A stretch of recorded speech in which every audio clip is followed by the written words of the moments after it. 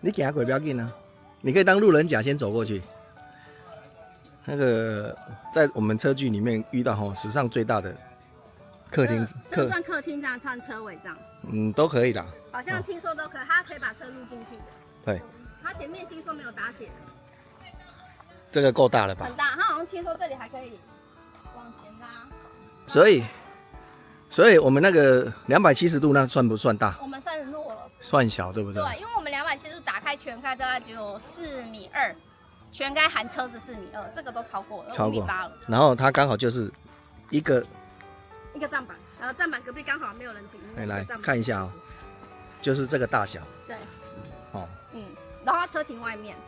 这个如果说营区算标准啦，因为就是一个营位一个停车位嘛，它是可以的啦。好，那我们这个拍完，等一下再回去拍一下我们的那个270度的。我就说这个大姐有点夸张，第一次来小小的，的一个车尾这样，然后这次来马上变得一房一厅一卫浴，卫浴没有啦，借我们拍一下可以吗，姐？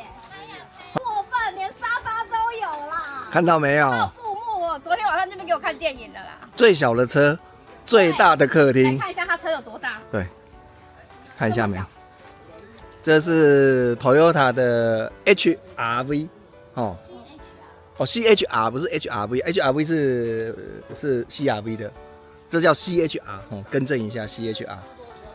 然后来进去一下，这个还有沙发，还有沙发，你们根本把家搬来的嘛？可以坐吗，大哥？可以啊，把家搬来的啦。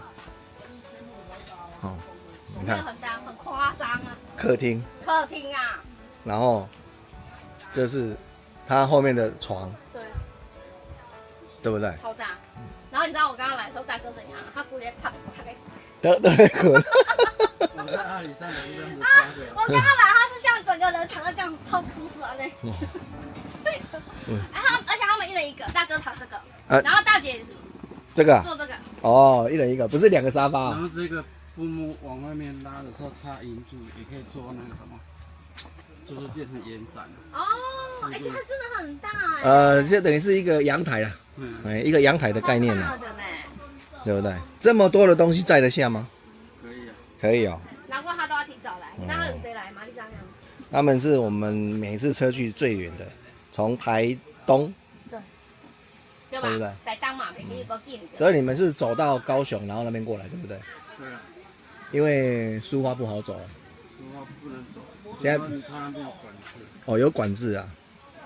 原来我们现在最远是台东啦。对，真正有熟悉的丢，没办法。你看所有的东西真的是把家都搬来了。真的。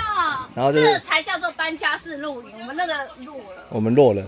我们都输了。之前用那种帐篷，没够硬。下大雨会漏水。这个那时候在阿里山，那时候狂风暴雨都不会漏。这本来就较用啊，这嘛较贵啊。你买这个多少？那很便宜啦。还有边布那还很便宜而且它是抠面的嘞。对啊，它是抠面的，而且它抠面降价。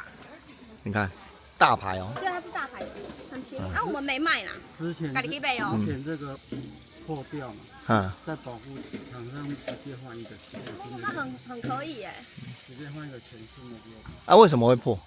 买来？因为他送到工厂去看，是他们的车工有问题他都直接换新的。缝缝那个缝的时候吧。所以有些是他们会鉴定是人为还是就是原本的问题了这个真的很大，超大的，最小的车配最大的客厅长。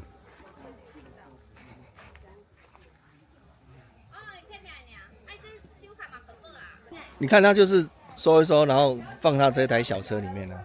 这么多东西看到没有？感觉姐第一次车去之后回去买不少东西，对不？很好掏，对啊，一直买。